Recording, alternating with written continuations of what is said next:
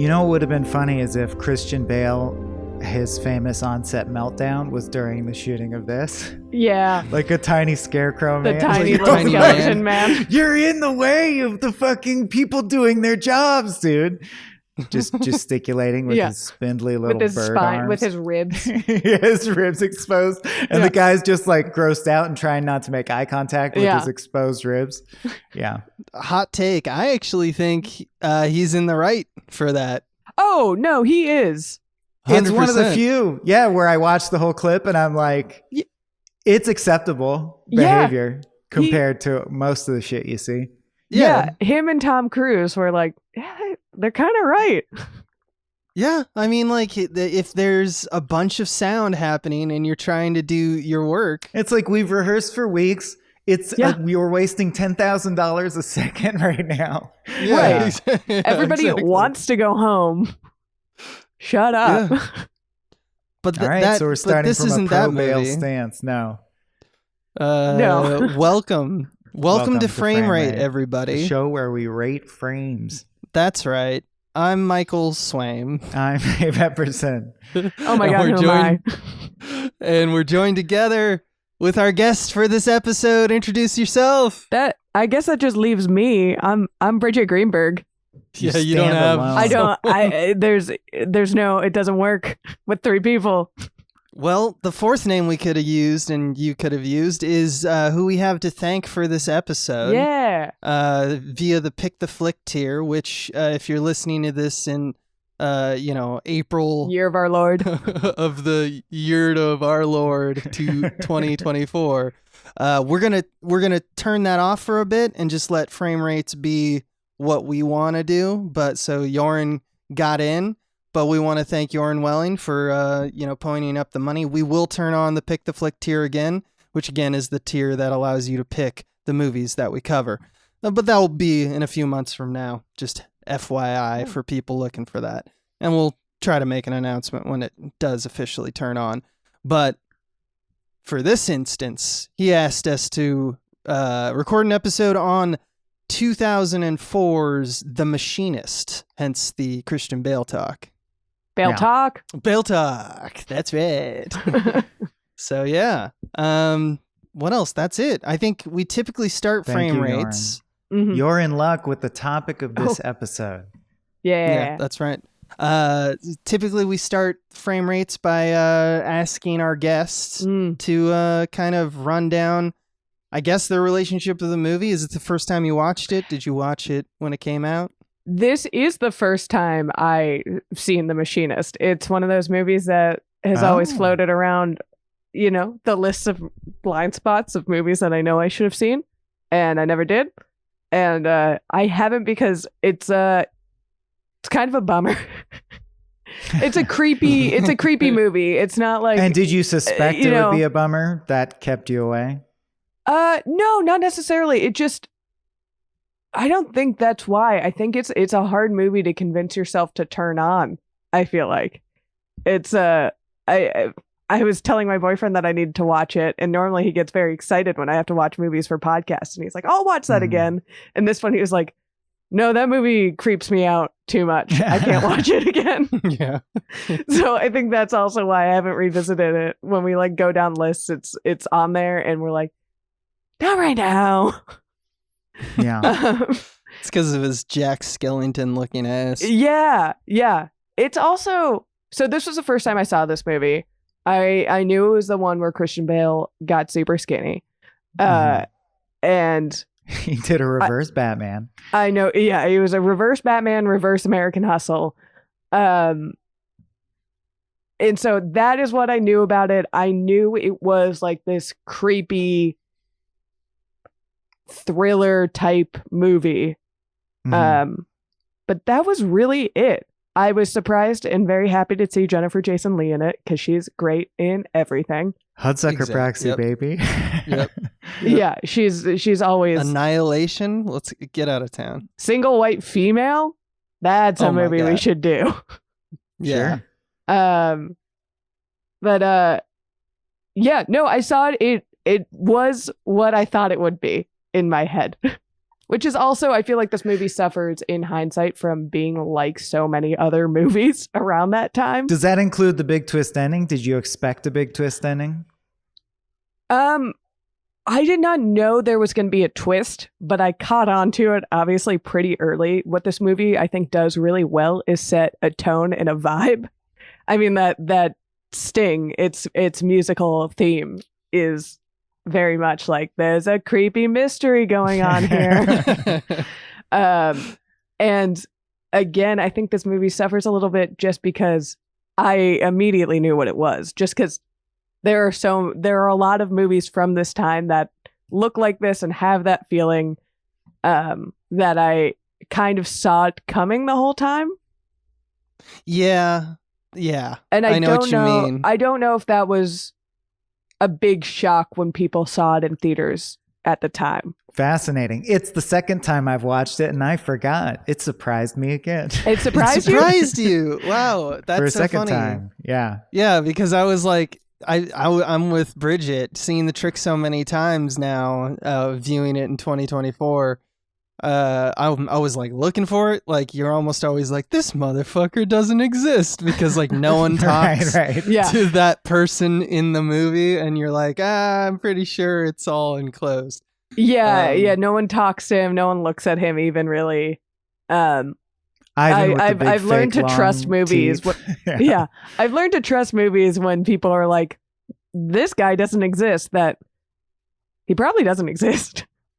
Yeah. It's just the maneuvers they do. But I mean, the reveal of the fact that he's losing weight because if he's haunted by traumatic incident. You saw all that coming. Good for you. The reveal of what the traumatic incident was and how it plays into everything we saw previously, that I did not like. That I obviously could not have guessed. Would not have been on my bingo card of what happened in this movie. I knew the guy didn't exist. I knew that Christian Bale was probably Ivan, in some capacity. I do think this movie does a really good job at not overplaying its hand on what exactly happened and how the details line up with the rest of the movie. Sometimes that reveal can be a little clunky and a little like, nah, okay. Very clever movie.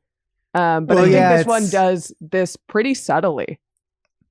It's whether you roll your eyes at it, which I could see as a possible reaction too, but it does it with very concrete. It almost reminded me of Throwback, especially with the score, as you said, it's kind of dated feeling, like a Pelican Brief or even a Chinatown at moments. Yeah. But the idea of everything that's been in his psyche is in that single shot. Like even the water tower that he's been seeing in the background of certain shots was present when he did the hit and run on the kid. Right. It's specifically not sleeping and losing weight, which are traditional guilt things where you go, oh yeah, that is what happens when you feel guilty. You can't sleep, you lose weight. Route 66 tchotchke on the dash, the cigarette lighter features and then it features again. So they don't do it with anything that reveals character.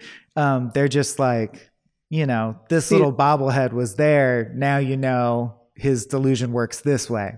Right. I think it works really well that no one else in the world seems to know what has happened too. That no one else is alluding to it. I feel like in these other movies, sometimes you have other people trying to give the hint of like, why are you acting this way? This is weird. It's not like you. That he seems to have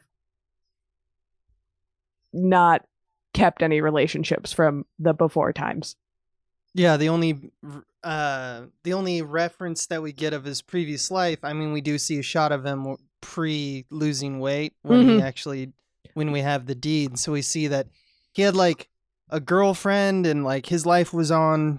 He had a nice car. Yeah. He had a nice car. He was fine. Didn't have problems, it seems. And then we just jump to he has a new life where he's seen a prostitute who's Jennifer Jason Leigh playing. Now Stevie. he weighs as much as he weighed when he was in Newsies. Same weight. Yeah, the same weight. Yeah. And he and even his friends at work are like they do reference, man, you changed, but they don't like have an intervention. which is something dudes would do. It's like you Dudes change in your 2004. Yeah. look. Yeah, it's you change your look You over the changed, span my of 4 dude. years. Yeah, it'd be like, oh man. Oh, and I did not you're- pick up that he. I guess they do reference like, yeah, before you used to go out and have fun with us. I assumed he had a different job, just maybe because of the car. It's possible, yeah. Because of the nice car, that doesn't really line up with the factory worker vibe. But Right. that You part, never know. that part, I think yeah. it's just so Ivan's car would stand out, and what stands out red. It's the Right, same yeah. reason the little girl's jacket is red, red, in Schindler's yeah. List.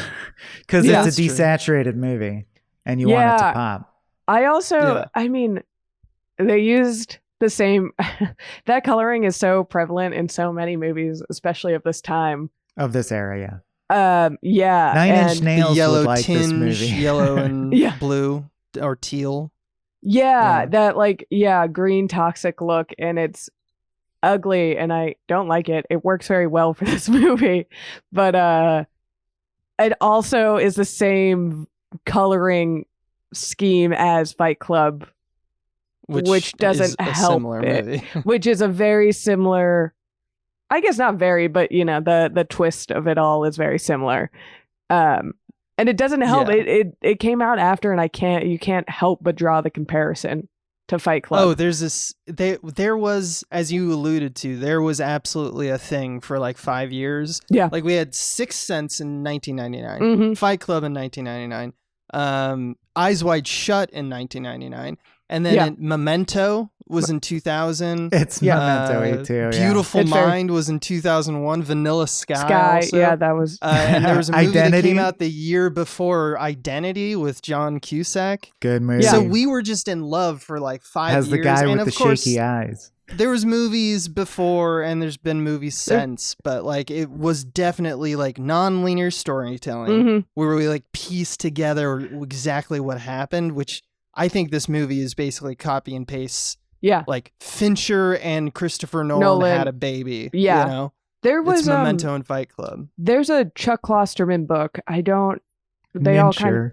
they all meld together in my head, so I can't remember if it's like Eating the Dinosaur or something, where he talks about this period of movies between, I think he calls it specifically like between 1999 and 2001. This movie's a little outside of that, but it's all like, what is reality movies? Questioning Yeah, reality source movies. code. Yes, source code. There are movies that exist outside, but he talks specifically about like how the Matrix kind of kicked it off, and then you have movies like Donnie Darko and stuff that follow, and Vanilla Sky being kind of the end of the run of this being good, of this working Existence. yeah, where it All kind of these jumps the shark. movies, that- It's absolute. It Yeah. was like a phenomenon, you know. Like we just decided to Yeah, I think it do that. coexists with like the internet becoming more and more prevalent and being able to make up what reality is.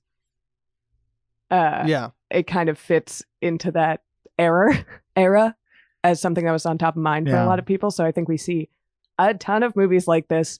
I don't think it helps this movie that it looks like those movies too. I wish it was stylistically different. I don't know how it would be. I think the style also fits the vibe of this movie. So I wonder why that was. Like, what was happening? Because Yeah. it wasn't 9/11. What was happening For once. in 1999 where we were like, culturally, we were like, oh yeah. How would we just had it with like, Yeah. like mainstream society? I think the advent of the internet really jump started the Ye- connectivity of people in a really strange way. And I know that that's not a direct parallel, but I think you just have this like organization and hyperspeed of connectivity happening between humans, yeah. and people were just like, I don't know what to do with this. What is the future? What is reality? Yeah. It could be digital even. And that made people lose their fucking minds. Yeah.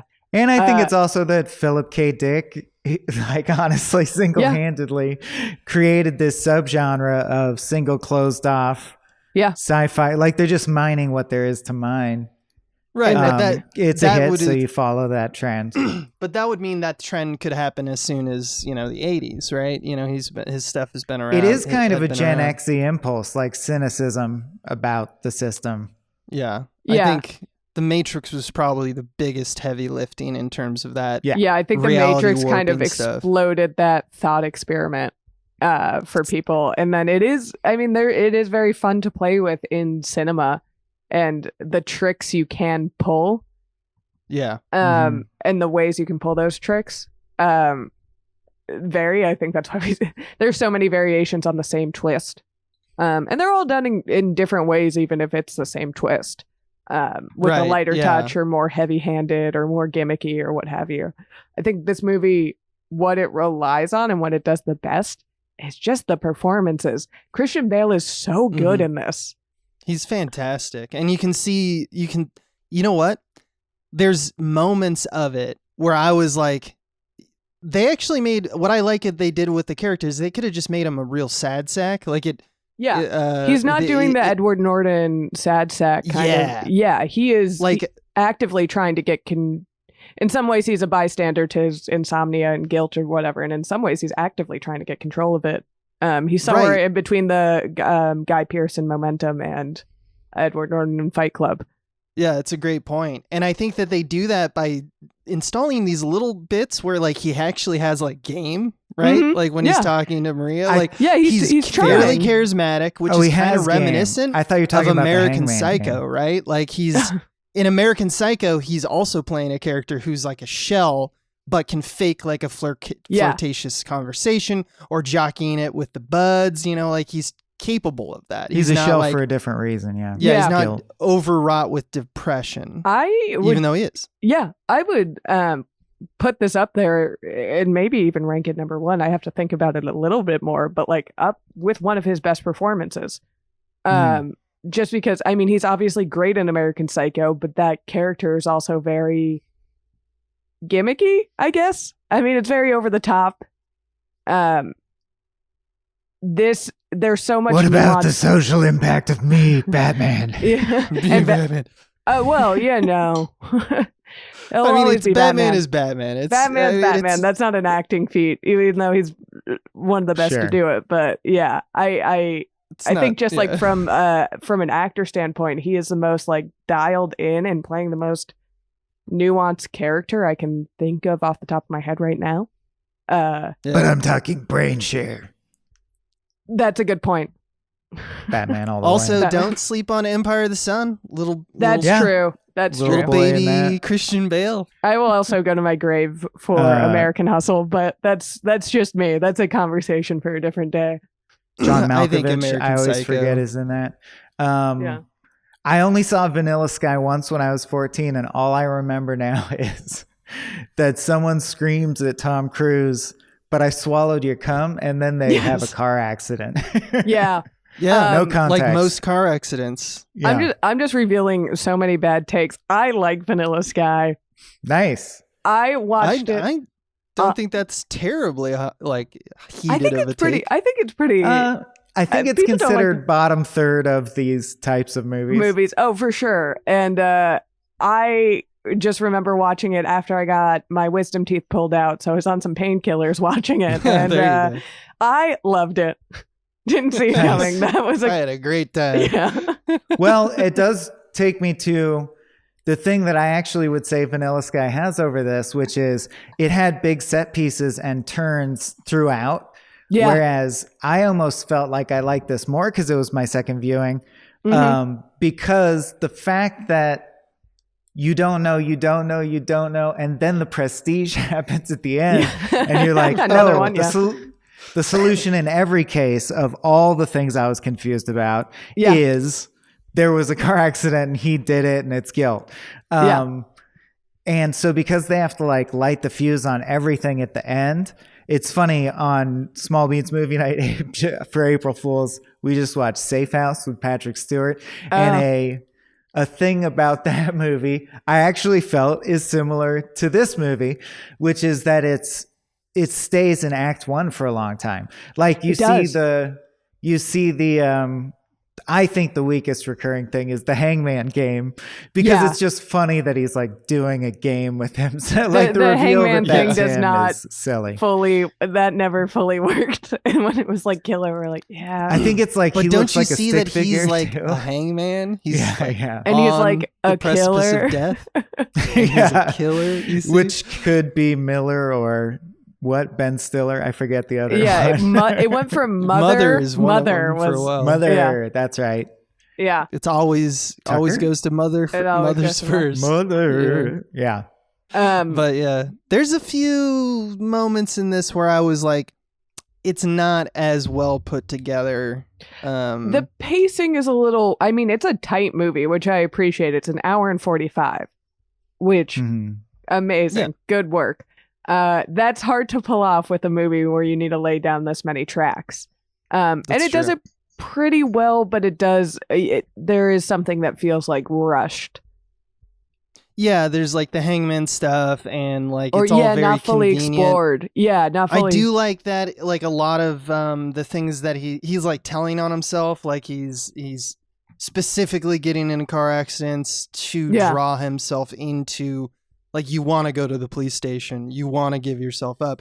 But there's like, we were talking about like someone not existing. There's a character in this movie, Ivan, who's a figment of his imagination, who's a fellow machinist, who's, you know, mysterious and kind of seemingly deadly, and causes an accident at work. But he literally has a drink with him at one point at a bar. Yeah. And he's there to accuse him of literally not existing. Like, he's there to say, like, you might be a figment of my imagination. And it's funny to me, and it's a weird movie choice that they don't have a scene where he turns to the bartender who's right there and goes, hey, does this asshole exist? See this man? Yeah. I was waiting for that because he does that at work. He finds out he's not on the payroll.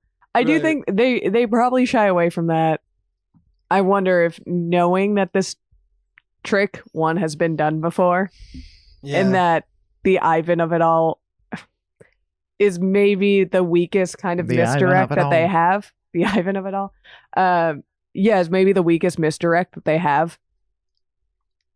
I think it like, well, because you have to cast it with a human actor, and so you always end up with the question of, why is it that guy? Why does he look like that? Why does he look like that? Right. Yeah, at least, that's your imagination? Yeah, at least Edward. Yeah, at least Edward Norton's guy made him look like Brad Pitt. Where it's like, that's perfect because he's a distillation of the super, consumer ego, lifestyle that you're making fun of. He fits perfectly. He's highly sexualized. He's This guy's just a kind of weird looking guy who has a toe for a thumb or whatever. Yeah, a thumb toe. Yeah, lobster hands. He has the best creepy smile I've seen. Had man hands. Fantastic casting. He has an incredible. Are those creepy fake smile. upper teeth? They feel like the upper teeth have to be. They feel like they have to be. I don't know. Or was he cast for having really long teeth? I think he might have been. I don't know. I can't speak to it, but I feel like I've seen him in other stuff, and I remember big teeth. But it could just be remembering this movie. So, if you're, if the actor is listening to this, tell us about your teeth. Tell us about your teeth. Yeah, John Sherian. He's great in this movie. And I think he does a good job. I think that character embodying, I guess he is the embodiment of this guy's guilt and what he sees himself as this menacing monster. Exactly. Yeah. It also makes sense that his name is Ivan, because obviously the strongest literary influence is Dostoevsky, the Russian novelist, right? The Idiot, which they zoom in on. So I did look up. What's that about? What's that about? And the synopsis I got is, it's almost a proto Forrest Gump. It's a character who's truly good, experiencing all the modern pitfalls of society. And quote, his primary motivation in writing the novel was to subject his own highest ideal, that of true Christian love, to the crucible of contemporary society. So obviously it's just what this is. Can he do the right thing? It was another story about a character being like, can he do the right thing after the worst kind of trauma that society can dish out? Nightcrawlery in a way. Yeah. And Dostoevsky actually has a novel called The Double, which is kind of similar to this, or similar to another frame rate that we covered with Jason Didn't Pargin. that become a Jesse Eisenberg movie also at some point? I don't know much about Jesse Eisenberg. Right. But I don't watch know yourself, counselor. I also like that they do a thing where at one point he's seen this waitress who also doesn't exist. Yeah. He's seen this waitress, Maria, and she has a kid, which becomes relevant because the kid is who he hits with this car. She's the mom of the kid that he hit, right? In reality. Yeah. So in his mind, he's trying to make up for it and being nice to her. Oh, and he usual suspects her because in her house is all the shit that's really his dead mom's shit. Yeah. And he takes the little boy. At one point, they go to like the boardwalk and they go to the theme park that's there. And there's a ride called Route 666, which is a little on the nose. It's a car theme. I do like that carnival sequence quite a bit. I will say when the movie got me is when I thought he died in that carnival. Yeah, that was actually it's one of the standalone scenes that I, bookmarked in terms of because there's a few shots in it where some of the obvious robotics, it's a small world after all, kind of, because it's like Mr. Toad's Wild Ride. You're just driving through and seeing these animatronics play out in front of you. And when he starts doing things where it's like it cuts to another, we move on to another section of the ride, and we just get a little glimpse of what's happening over there, and he's kind of losing his mind and panicking.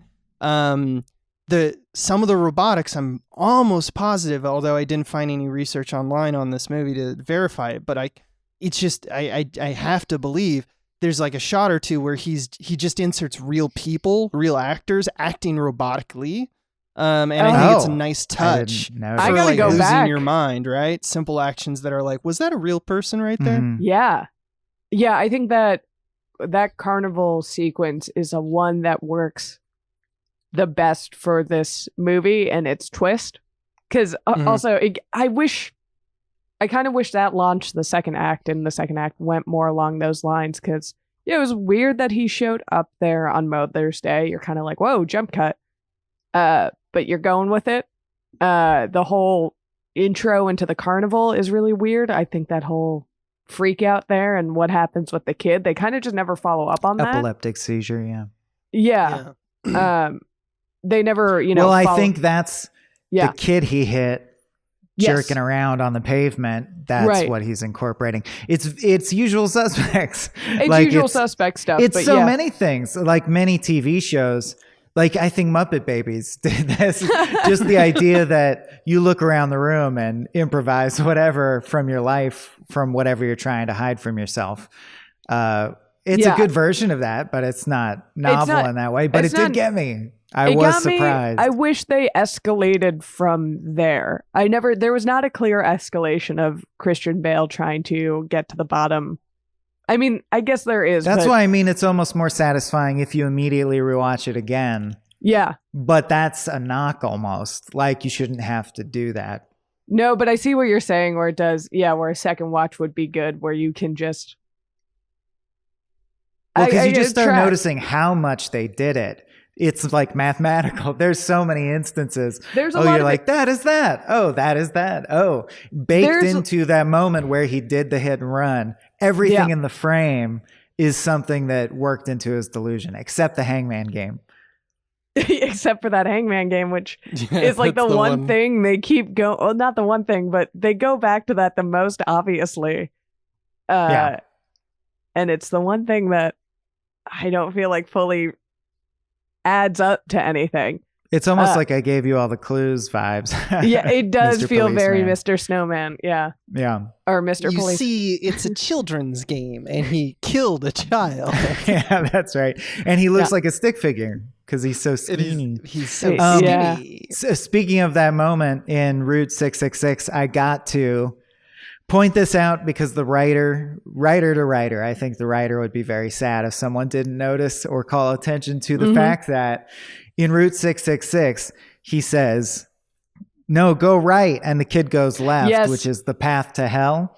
Yes. The sinister side. I did notice that. Yes. I did like it. And then later. And then the flashback, he goes the wrong. Yeah. Later he's fleeing from the police in the sewer. And to the right is a human being. And he goes to the left and he has a bad time because he metaphorically goes to hell. And then at the end, he's making his final decision about whether to do the right thing or flee the country. And rather than go to the left to the airport, he goes right to the police station, which is the route to heaven. So Christian love won out. The lesson is always turn right. Always turn right. Always do. It's funny that it's that literal, but always do the right thing. If you, I mean, left, right, sinister. I think that there's a reason that we used to think that left-handed people were like demons. Used to, I'm a demon. You're left-handed, motherfucker. Dunking on lefties. Never been debunked. Never been after debunked. Hours demon. Yeah. It's not a first bad or not a bad first date. I should say. Give her kid a seizure, go back to her place. Yeah. I think she's so nice about it. She is. It's never a problem at all. Yeah, because it's his fantasy, right? Like you're forgiven in a way. In reality, he's abusing a sex worker. That's his real life. Yeah. Well, I mean, she seems pretty into it. She seems to like him. She likes him. I don't think she's into the behavior. Probably not. No. Well, yeah. There's that one scene. Plus, she's got a scoop. She's got to file a scoop by 5 p.m. I bet my Pulettes are on it. Yeah. Also, quite a place for a waitress. I just love to notice that in movies we do this. We're like, what's your job? A machinist or a waitress? Like a blue-collar job where it's not necessarily... you're going to have an apartment in the city, probably, in most cases. She's has like a penthouse apartment at the top of like a tower. Everyone's living quarters are strange and feel like they change a lot. Obviously, the waitress's does because it doesn't exist. He lives in a huge apartment. Yeah. Well, machinist is a specialized trade. It is a specialized job. It seems skill-based. I think that's another kind of cool writing flourish is he's super into knowing the union rules like the back of his hand. He's very rules-driven, and that's why it tortures him so much, is normally does the rules. He's the rules guy, yeah. Yeah. Yeah. Speaking of, like, not following the rules... one of the big moments in this movie that comes around the Act 2 break, I should say, is Michael Ironside is in this, and he loses his arm.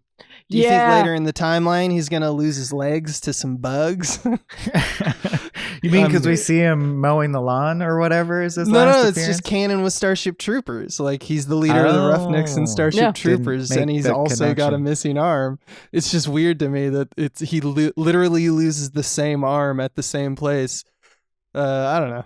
Everyone fights. No one quits, or I'll shoot you. I think weird thoughts sometimes. I think, sometimes I think Michael Ironside thoughts. That's what I do. Michael Ironside, he loses his limbs.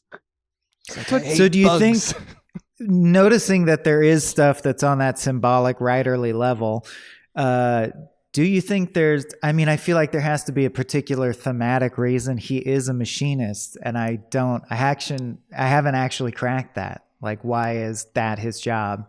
Metaphorically, if it means anything.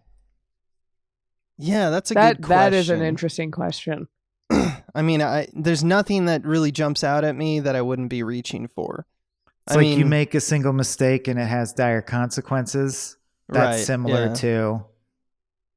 Right. There's an order of operations. It's kind of like a lot of films will often use like a clockmaker or someone who has like this apparatus doesn't, if one piece is out, the whole thing breaks down. Yeah. Right. that might be related, but a machinist is truly someone who builds like a part of the machine. They also he's are using very machines, but he's building they're also parts. very vague about what they are doing in that factory. I mean, purposely They're so. machining, Bridget. They're machine. Yeah, it's just machines. They're just they're doing machine stuff. It's like, forget the papes. I got to get these machines out. Get 4 machines on my desk by 5 p.m. There are not enough machines. We got to get these machines out. Wait. Are you a Gen X machine boss? Rise of the machines. Yeah. Uh, yeah. It's I don't know really the answer to that one. Also, honest. speaking of the Hangman game, yeah.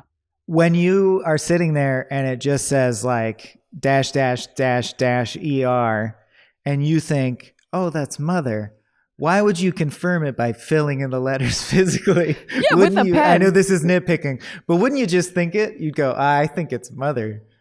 I would even buy more if he went mother under his breath. Yeah, or just like spelled it out and pointed to the thing. Yeah. MOTHER. Now, this might be revealing that I don't know how to play Hangman. Oh, but isn't that a two-person? Isn't that a two-person event? It's not a game you play by yourself because one person has to make up the word. And it's like more like 20 questions, what's creepy is he's playing it with a mysterious interloper that is that's himself. creepy in concept. Right. So, yeah. And but here's the thing. That's right. Because there's that beat where he tries to trace the writing and he thinks that Maria is breaking into his home, I guess, and writing the answers because the penmanship is similar. Yeah. And unlike his penmanship, which I think is interesting, but also makes sense in terms of like almost a near psychotic break. Like, hasn't there been kind of, some scientific basis for like handwriting changing after traumatic events and such, or Phineas Gage type shit? But yeah.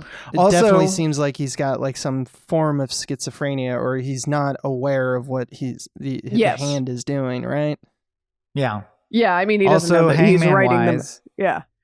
When it says -I-LER and he guesses that it's killer, the way Hangman works is if you guessed one of the L's, the other L would also be in place. Yeah. So he doesn't play Hangman correctly. Yeah, it's Wheel of Fortune rules. Yeah, that's right.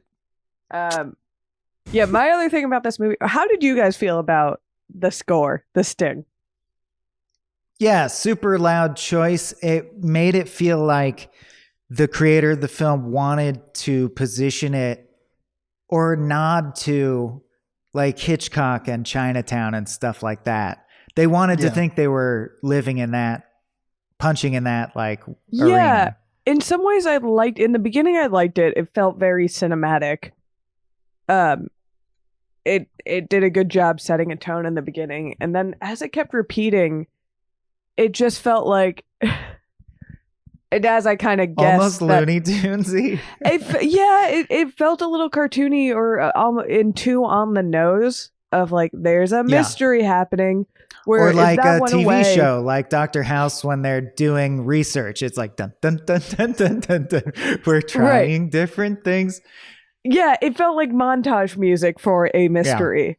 And I kind of wish it just let me follow the story. I think that was kind of just overall an issue with the movie, is that I was so, and maybe again this is a 2024 lens looking at this movie, in that I was able to like call the shot pretty quickly of like, oh, he's losing his mind and he's making up people and something bad happened.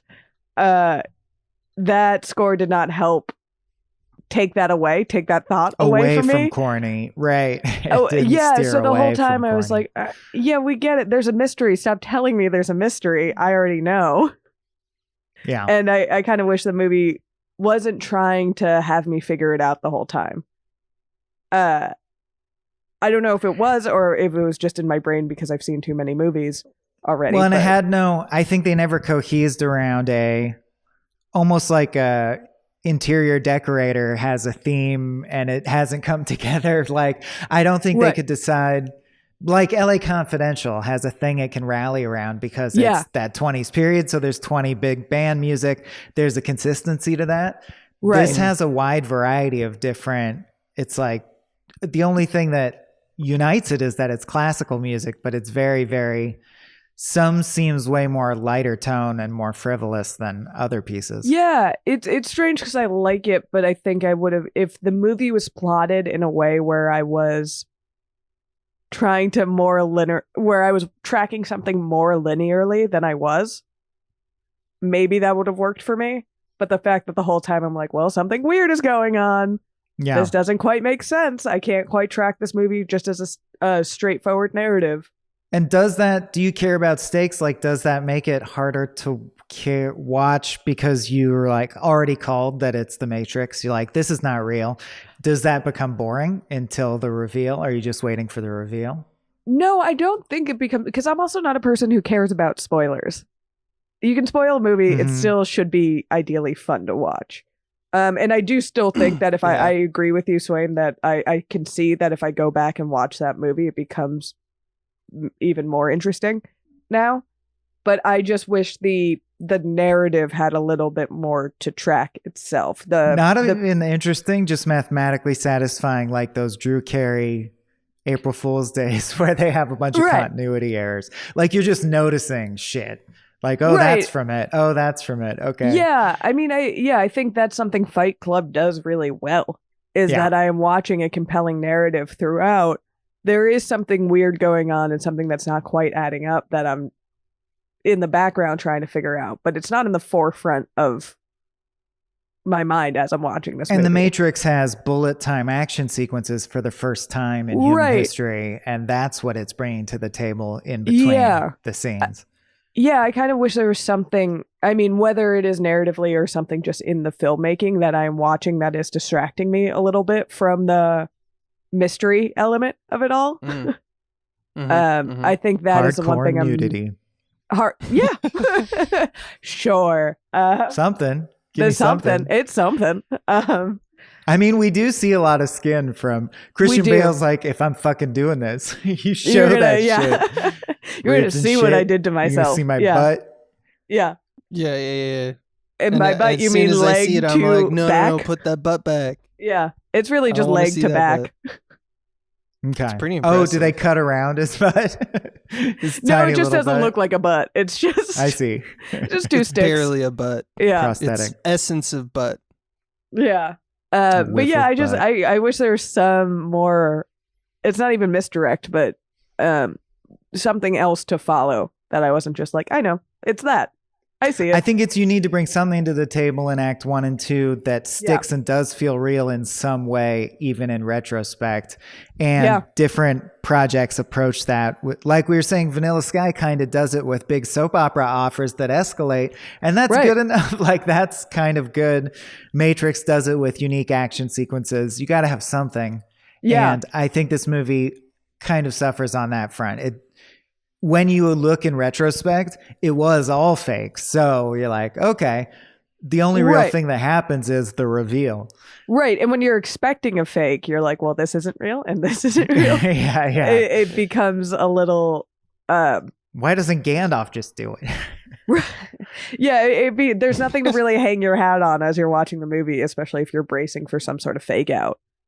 Yeah. It's tough for an indie film, man. You can't do a lot. And this has had a $5 million budget. Oh, man. And to me, that's a lot of money. Pretty impressive. Still. Yeah. Well, yeah. But, you're using Christian Bale. Most of that. And Jennifer. Yeah, a lot of that. I mean. There's a lot of locations, actually, sneakily, I'd say. I mean, this thing went through Sundance. But do you really have Christian Bale? Is he committed to the part, It's hard you always to tell. have to doubt. Probably not, yeah. You really have to hype that guy seriously? I don't know. It's hard to tell. Phoning it in. The director of this is Brad Anderson, who I Mr. didn't know, but I looked him up, and I was surprised to see that he was palling around with David Simon. For most of his early career. Simon and Garfunkel. Of The Wire fame, and he did a lot of HBO stuff. I was He also surprised. did some network stuff like The Shield, but like, yeah. Yeah, I was surprised to see he doesn't Wire. really go back to movies. He has a lot of very prestige TV under his belt, but he never really goes back to movies after this. Yeah, he's still working on. There's some big. He has some I really say like the new. It's Game like of a Thrones or gussied up something. Twilight Zone. It almost could be a long TV show. Yeah. It could totally be a Black Mirror if the Yes. score was different. Yeah.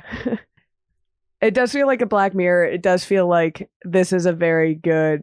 I can see why he went into TV directing and why TV kind of snatched him up. And this is not directly about him being a good TV director, although I agree. I did think there was redeeming value in the little ways that how you develop your bag of tricks to build tension. Like, I never got, it didn't have to resolve as anything, but the constant shots of looking at lye and bleach all the time that kept you somehow going, he's going to drink that bleach or something weird, right? He's going to inject that lye into someone. Something's going to happen with that.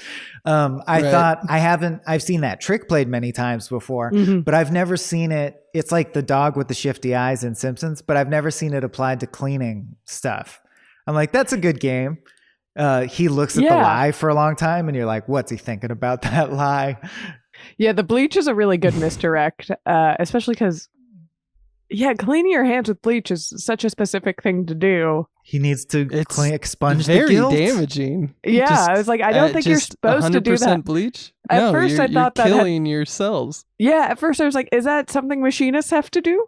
Is that what gets the machine off your hands? Is bleach? At least water it down first. But just straight powdered bleach.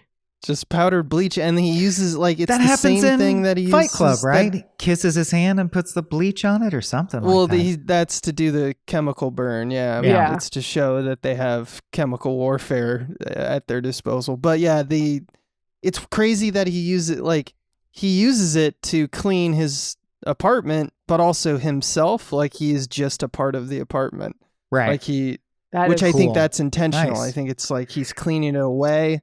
But it's also just like purging. He doesn't see himself as real, right? He sees himself as furniture, basically. As a trio who together off mic are working on casting an indie film, how jazzed, like what is the moment like where you wrote a screenplay that says he's skeletal? Like we show it. You can see his ribs through the back of his back.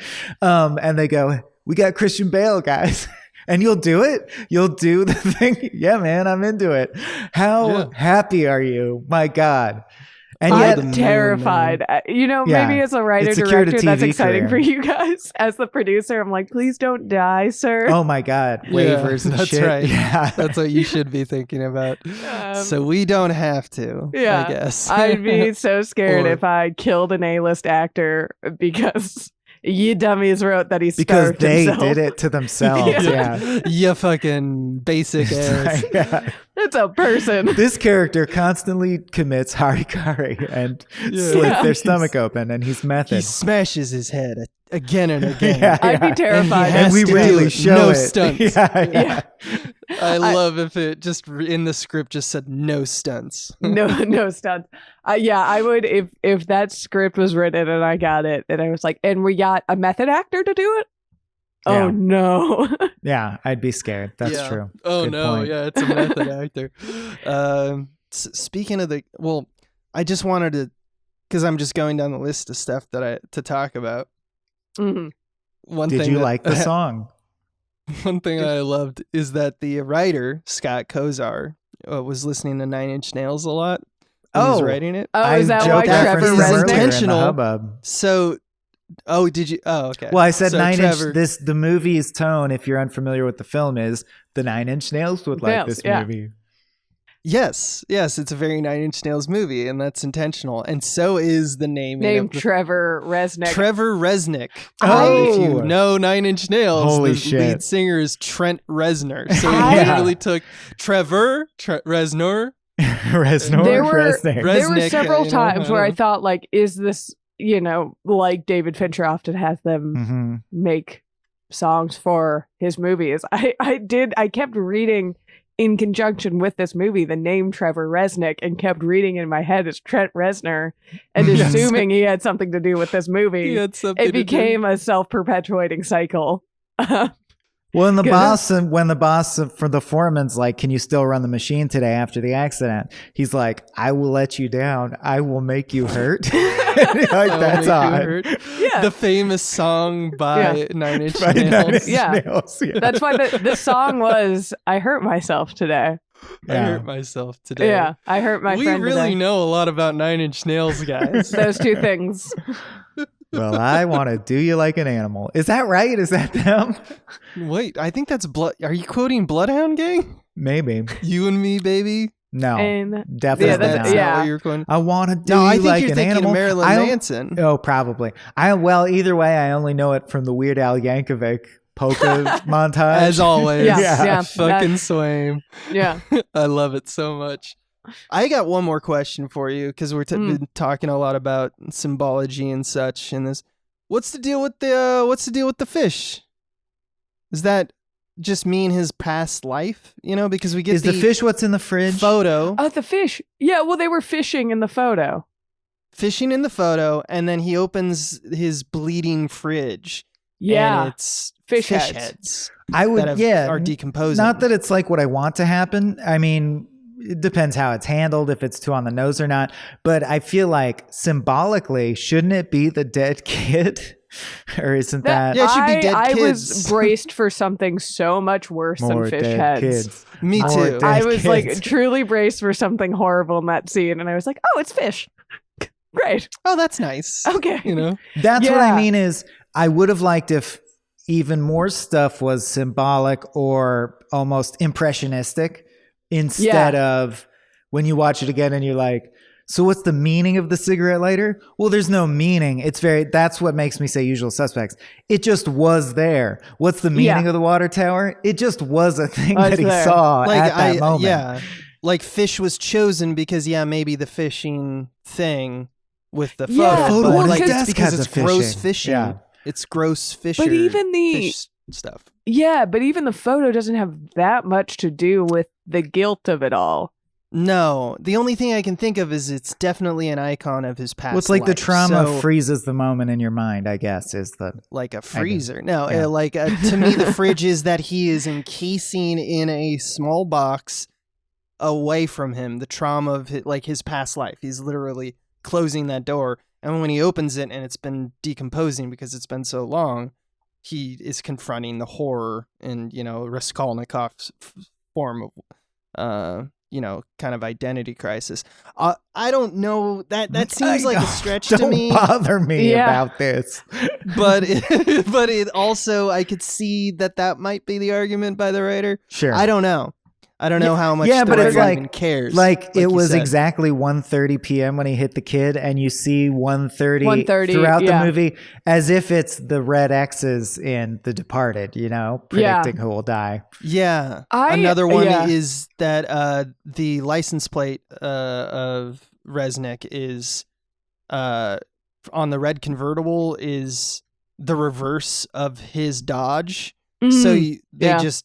It's like 743 CRN, and then it's NRC 347 or whatever.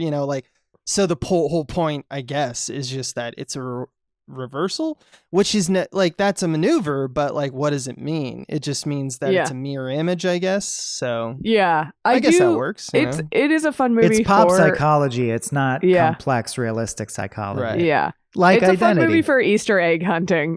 Yes, I feel like it's a movie that's really built around that. And in some ways I like that. I feel like it is a more subdued and less sensationalized way of how guilt like that might work. But as a storytelling device, it's not the most satisfying way to go about that. It doesn't earn you much. Yeah. It doesn't earn you much. If And then you you're left tightened with up, stuff.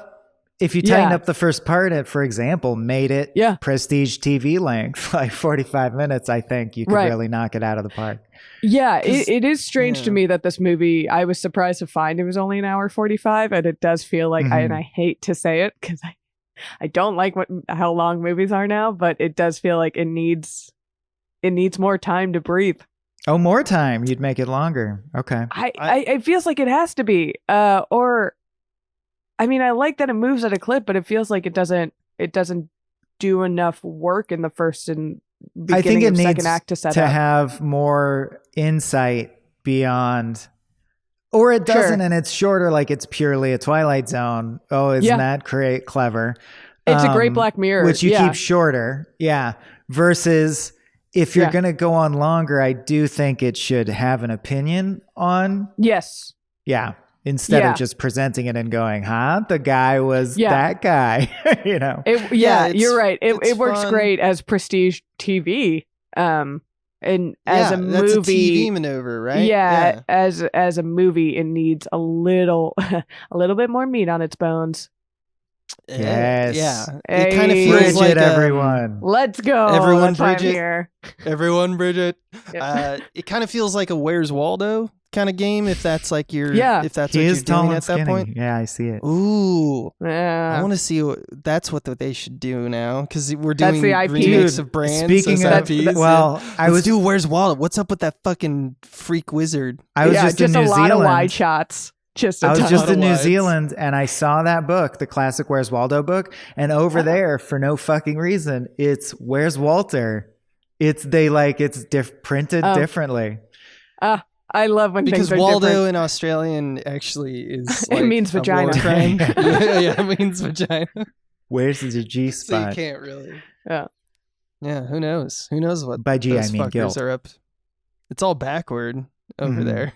Only because I think I watched it with the 2024 goggles. That really made me go, oh, I know where this is going. I know what the puzzle is, and the pieces are not that complex. I've seen more complex versions of this. Yeah. And arguably, it already exists. Like Memento, to me, with like the shots of the lighter and stuff like that, where it's pieced together, is almost a more... Momentum it feels more visceral about it. Well, and leaving yourself doing notes. The same game. Even if you write it on a sticky note or your skin, it's still the mechanic, leaving yourself notes because you have memory loss. Leaving yourself notes, but also like we do get shots of just like quickly edited versions of his past life that we can discern no meaning. And at this time, there's also big like Mexican emergence in Hollywood cinema, like with 21 Grams and Amores Perros, like Inarritu and all them. They did non-linearity. Non-linearity was very much as an editing style like of this time. There was a lot of really good stuff already out by the time that this came out. Yeah, 2004 feels it feels too late. It took the wind out of the sails of this movie, which is a shame because it does it fairly well. Like it's like very workmanlike. Yeah. And it's like you were talking about it. You almost want more of it because it kind of just seems like you're just doing the, simplistic version of it. I mean, what I will say stands out about this movie is the performance, is Christian Bale's performance. Exactly. Right. I think that is the reason you come back to it in 2024. I don't think the plotting is particularly like there are movies that if you're going to watch something in this vein, I would tell you to watch before if you're watching for the story of it all. For the record, Jennifer Jason Leigh also a very good actor in so good. I mean, the scene way that between she's the good two in of everything. them, right? Every single time she's fantastic. I was so excited to see her in this movie because she does not get enough work, and she's so good. And the scene with her and Christian Bale, where he accuses her of like, you're a spy, basically, you're fucking up my life, and. It's all a figment of his imagination. Because that would be the twist if this probably were a noir movie. Yeah, and that it's probably the best scene in the movie. In my opinion. It is, and it's a scene that could so easily, because it is a loud scene, especially on the part of Christian Bale, that could so easily be overdone, melodramatic, and overplayed, and become that scene in A Marriage Story. Totally. And I think as scripted, at its worst, but they're it so actually. Good. Yeah, he helps smooth it. But as scripted, it kind of is a little more caricature than feeling like grounded, real characters. Yeah. Mainly because the people that he fucks over, he has like clockwork. They keep doing this repeated beat where he's suddenly a huge dick and levels this paranoid attack at them, where he could have easily asked in a more tactful way or built up to it. The one that sticks out is, instead of just like having a processing conversation with her, which they seem to have a healthy relationship, him and Jennifer Jason Leigh, for until that point, multiple scenes, and then he immediately switches to, oh, I don't like this, mocking her in a way where it's like, I mean, I guess that's why he says, "Who are you?" is his recurring thing, but you do wonder. It feels like too sharp of corners or a flattened out character in a way. Yeah. But Jennifer Jason Leigh does a great job, especially in that scene, of grounding that performance, because you have Christian Bale is the one going off the rails, and she's the one that really holds that scene together.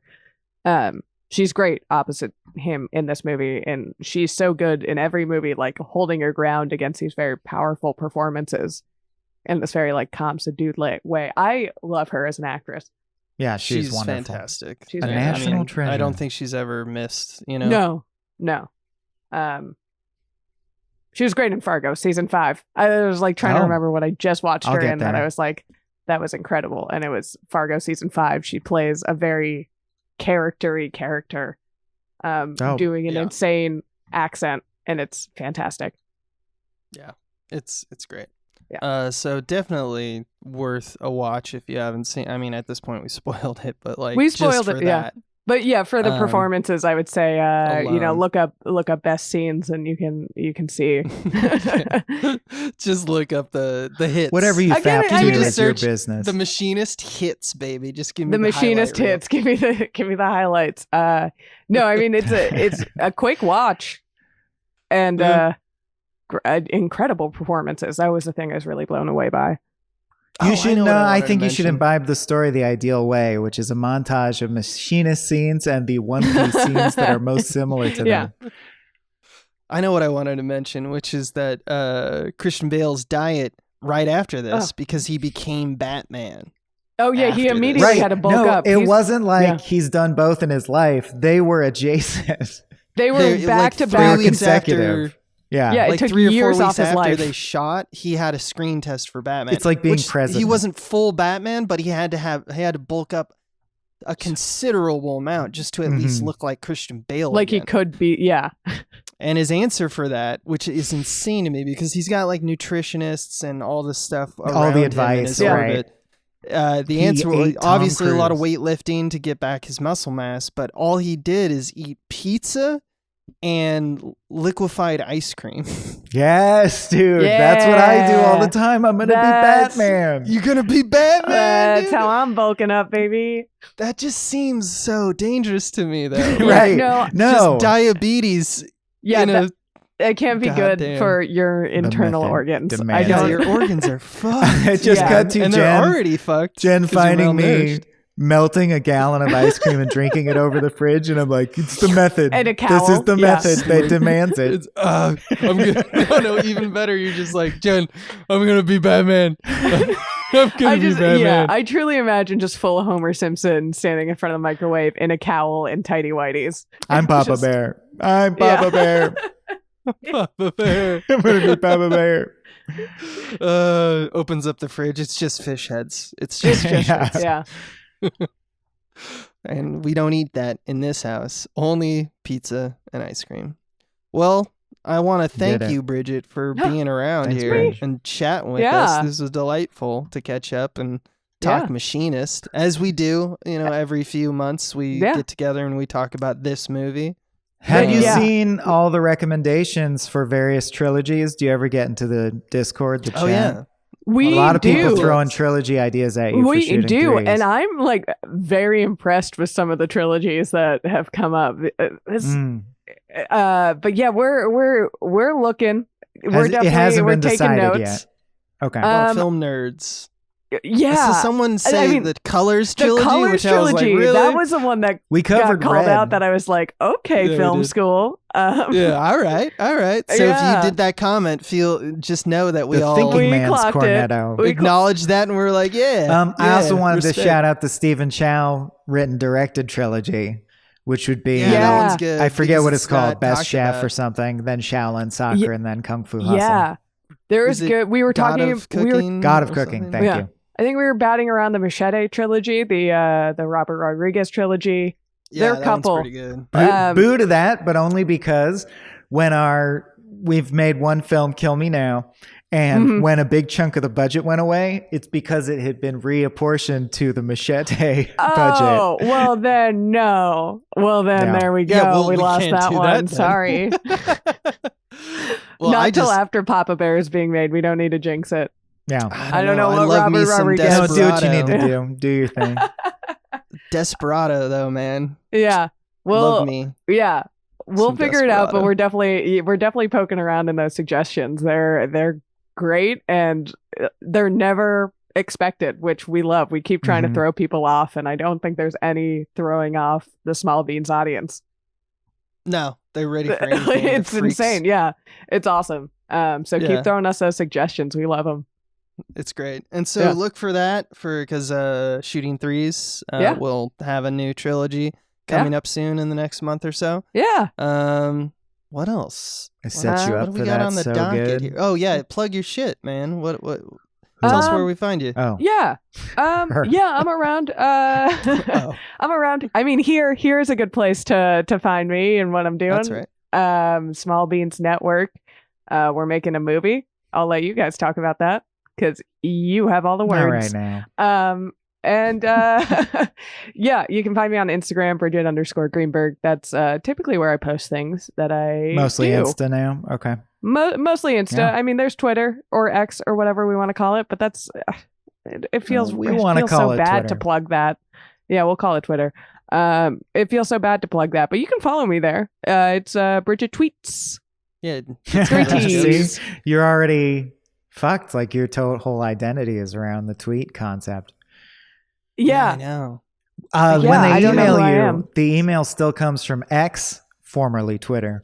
So I think as long as you, It's so if your bad. brand is at the point where you don't dare not call it that because Right. people won't know what you're talking Know about, what you're talking about? then Yeah, you've also lost. pull the Your plug. name is There- Twitter. at some It's so point. bad. There's no way I'd open an email from X.com. Right. He's gonna give it to you. Jesus. That's why I'm afraid. He's gonna give Another it to song I'm I only know afraid. from the Weird Al polka montage. you. That's right. In the X Small gonna give Beans it to world. you. Da-da-da-da-da-da. After this episode, which comes out on the 8th of April 2024, look forward to Escape from the Multiverse coming out this week. We're going to be talking Primer, baby. Oh my man, God. so good. There's so much to say about Primer, right? Because we are Talking film about a nerds. movie that's Nerds. mathematical little That's been- connections. Yeah. over talked about. Well, you're going to get these two we can't fuckers get plus enough. Adam talking about that. And we got Star Trek The Next Futurama coming up for our 69th episode. Pretty sweet. Sex number. Nice. Another one-upsmanship episode coming out the following week on Diablo 4. Better late than never. That's it for Whatever. the Small Beans roadmap. Okay. You got anything else, Michael? Nah. Are we out? Long episode.